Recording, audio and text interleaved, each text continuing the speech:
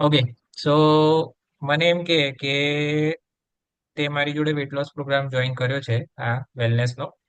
સો અત્યાર સુધીમાં હમ, કેટલું વેટ લોસ થયું હમ. છે, કેટલા ટાઈમમાં થયું છે? અરાઉન્ડ 4 to 5 મંથની અંદર 9 kg જેવું, 8 to 9 kg જેવું વેટ લોસ થયું છે. 8 to 9 kg જેવું વેટ લોસ થયું છે. Okay, very good. So difference શું લાગે છે બોડીની અંદર, ફિઝિકલ અને mental? How are you now different? અત્યારે આપણે પહેલાના વજન ઓછું થયું તો ફિઝિકલ આસ્પેક્ટમાં શું ડિફરન્સીસ નોટ કર્યા, અને મેન્ટલ આસ્પેક્ટમાં what differences have you noted? Physical એસ્પેક્ટમાં એવું છે કે હું લાસ્ટ 6 મંથથી છે ને, મારે એક લિગામેન્ટ ઇન્જરી હતી હેન્ડની. એના માટે મેં બધું જ કરાયું હતું, ફિઝિયો લઈને ઓર્થો લઈને બધાનું બધું જ કર્યું હતું. પણ જ્યારે આ પ્રોગ્રામ જોઈન કર્યો ને, ત્યારે એટલી ખબર પડી હતી કે મારું કોઝ રીઝન ઇન્ફ્લામેશન છે, અને જેનું કંઈ થતું નહોતું. એ જે આ 4 મહિનાની અંદર વિધાઉટ મેડિટેશન, મતલબ મેડિસિન નથી લીધી આના માટે, ના કોઈ ફિઝિયો લીધી છે. હા, એક્સરસાઇઝ ને બધું હું કરી શકું છું, અને એ મારો ઇશ્યુ ફરીથી થયો જ નથી. આ 4 મહિનામાં કોઈ દિવસ લિગામેન્ટ વાળો ઇશ્યુ થયો જ નથી. અને મેન્ટલ એસ્પેક્ટમાં જ્યારે મેં પહેલી વાર મળ્યા ને, ત્યારે મેં અવિનાશભાઈને એવું કીધું હતું કે મારું સ્ટ્રેસ લેવલ છે ને 9 to 10 આઉટ ઓફ 10 છે. જે રૂટીન અત્યારની લાઈફમાં હોય જ, હું એવું માનું છું. પણ મારું અત્યારે 1 to 2 એટલા માટે છે કે how to deal with the stress, એ એમણે મને શીખવાડ્યું છે. બરાબર. હવે મને એમ કે આપણે રિપોર્ટ્સ બી ફરી કરાયા હતા હમણાં. સો હાઉ ઇઝ યોર હા, ઇન્ફ્લામેશન માર્કર્સ ને બધું, કેવું રિસ્પોન્ડ કર્યું ઇન 4 months? હા, હા. જે ઇન્ફ્લામેશન HSCRP જે મારું 10 હતું, અને અત્યારે મારું 2.5, એટલે નોર્મલ રેન્જ થઈ ગયું છે. અને એના માટે કહેવાય ને કે એમને જે આપ્યું એ ડાયટ, એક્સરસાઇઝ, મેડિટેશન ને આ જે સ્લીપ જે પાયો મને નથી ખબર, એના ઉપર વર્ક કરવાથી જ થયું છે. એટલે અત્યારે એ નોર્મલ છે. ઇવન મારું HB છે ને, મને થોડું રહે છે હેવી મેન્સ્ટ્રુએશન, જે મેડિકલમાં આપણે મેનોરેજિયા કહીએ એ ટર્મ હતો. પણ વિધિન આ 4 month regular cycle plus without આયર્નની કોઈ બી ટેબ્લેટ લીધા વગર 12 HB છે, જે મારી લાઈફમાં ક્યારે એટલું વિધાઉટ મેડિકેશન રહ્યું જ નથી.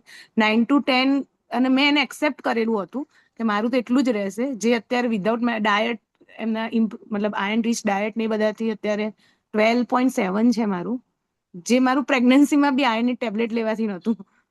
ઓકે, હા, એ વેરી એક ગુડ. છે કે રિપોર્ટ્સ આર વેરી નાઇસ એમ. હવે એમ કે ગુસ્સો આવે છે હવે? ગુસ્સો તો છે ને કેવી રીતે ડાયવર્ટ કરો ને એ મને આવડી ગયું છે. એટલું ગુસ્સો કરતા ઇરિટેશન બહુ થતું હતું કોઈ બી વસ્તુથી, અને એમ કહેવાય ને એ બધું કેવી રીતે ડીલ કરવું, એ બધું શીખવાડ્યું છે એમણે. હજી ઇમ્પ્રુવમેન્ટ કરવાની, એવું નથી કે એકદમ થઈ ગયું છે 100%. હા, પણ એમાં ઇમ્પ્રુવમેન્ટ આવ્યું છે, અને મને પોતાને બી લાગે છે કે જ્યારે સ્ટ્રેસ આવે ને ત્યારે શું કરવાનું, એ મને હવે શીખવાડ્યું છે એમણે. ઓકે. સો હવે મને એમ કે ભાઈ, આપણે whatever programme we have discussed અને જે લાઈફસ્ટાઈલ આપણે શીખ્યા છીએ, ડુ યુ થિંક એ લાઈફ લોંગ આપણાથી ફોલો થશે? હા, એ થશે ફોલો આપણાથી.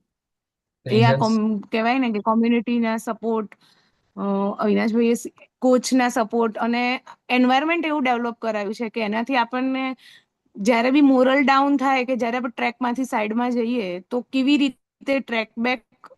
એવું નથી કે એવરી ડે મતલબ બધા જ દિવસ સરખા હોય, પણ પ્લસ એન્ડ માઇનસ કરતા હા, લાઈફ લોંગ આ જર્ની સાથે તમે હેલ્ધી જીવી શકો. Okay, very good.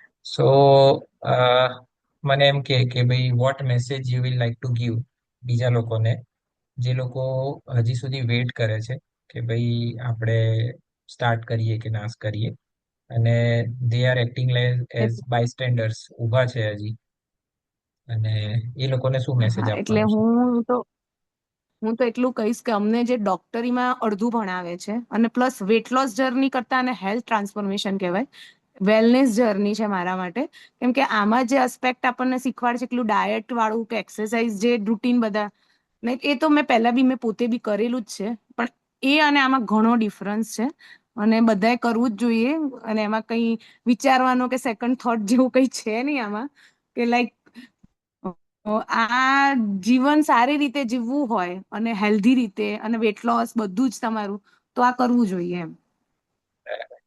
Okay so one thing એક એક્સ્ટ્રા કે તે પહેલા જાતે બી વેટ લોસ કરેલું છે અને હા. Now this time you are under guidance of a coach, બરાબર, પ્લસ કમ્યુનિટી સપોર્ટ. સો જાતે વેટ લોસ કરવાનું શું ફાયદા નુકસાન હતા, અને આ વખતે એના કમ્પેરિઝનમાં હાઉ ડીડ યુ ફીલ કે ભાઈ અત્યાર સુધીમાં કેવી જર્ની રહી? જાતે વેટ લોસની સાથે હેર લોસ, સ્કિન ઇશ્યુઝ, તમારા લિગામેન્ટ થોડાક વીક પડી જવું, એ બધા જે કહેવાય ને આપણે બોન સ્ટ્રક્ચર બધી રીતે ફિઝિકલી બી થોડું કેમ you are not looking young, you looking aged. એમ આપણે કર્યા પછી એવું લાગે, અને અત્યારે કર્યા પછી એક તો સ્કિન ઇમ્પ્રુવમેન્ટ, હેરમાં બી સારું છે, અને mental health, stress management, sleep, આ બધું જ જાતે કર્યું ત્યારે ખબર જ નથી કે આ બી કરવાનું હોય. અને community will definitely help you, like જ્યારે બી તમે એમ થાય કે આ આપણે આમ શું કરી રહ્યા છીએ, કે કન્ફ્યુઝન હોય કે આપણે કયા એન્વાયરમેન્ટમાં શું છે, દે વિલ ગાઈડ યુ. અને ઘણા બધા એવું છે કે વીકલી જે પ્રોગ્રામ હોય છે ને, inspiration stories, they relatable to us. એમ એ આપણને એવું થાય કે ઓકે, આપણે એકલા નથી, આપણે બી ભૂલ બધાથી થાય. અને એવું મને પર્સનલી એવું હતું કે આપણે ડોક્ટર છીએ તો આપણને કોઈની જરૂર ના હોય, આપણને બધી ખબર જ હોય. એ છે ને એક બહુ મોટો મિસકન્સેપ્ટ છે, અને ટેબુ જેવું છે. એમ કે એવું કઈ જ નથી કે મેડિકલ સાયન્સમાં છે ને મેડિકલ સાયન્સ સુધી જ ભણ્યા હોઈએ, અમે મેન્ટલ હેલ્થનું આટલું બધું ડિટેલ કે એવી ખબર જ નથી કે આ કહેવાય કે ઘણા બધા લોકોને એવું હોય છે કે અમે તો હેલ્ધી જ ખાઈએ છીએ તો બી અમારે રિપોર્ટ એબ નોર્મલ છે, કે મારું વજન નથી ઘટતું. કેમ કે આપણે ખાલી ડાયટ ઉપર અને મેક્સિમમ એક્સરસાઇઝ, આનાથી વધારે એસ્પેક્ટ તો જોતા જ નથી. કે કુકિંગ જે નથી ખબર, કુકિંગનું મેથડ, પછી સ્લીપની વસ્તુ, કે સ્લીપ બી હવે થોડું અવેરનેસ છે, પણ કેવી સ્લીપ આપણે પેલું એમ કે રાત્રે 4 કલાક સુતા તો દિવસે 4 કલાક સુઈને 8 કલાક કરી દેશું, એવું નથી કન્સેપ્ટ. એ કેમ નથી એ બધું અવિનાશભાઈ મને બહુ ડિટેલમાં સમજાવ્યું છે. ઇવન કોમ્યુનિટીમાં બી લેક્ચર્સ હોય છે ને, ઓઇલનું કન્ઝ્યુમ્શન ઘટાડી કેવી રીતે ઘટાડવું, કે પછી કેવી રીતે કુક કરવું, બળેલું ના ખવાય, દાજેલું ના ખવાય, જે આપણે લોકો બોનફાયર આ તે બધું કેમ ના ખવાય, ના ખવાય એટલી સુધી ને કેમ, એનો બી આન્સર મળે છે. એવું છે કે દરેકનું વાય નો આન્સર મળે ને એટલે આપણને કહેવાય કે સાયન્ટિફિક અને રિલાયેબલ સોર્સ છે એમ.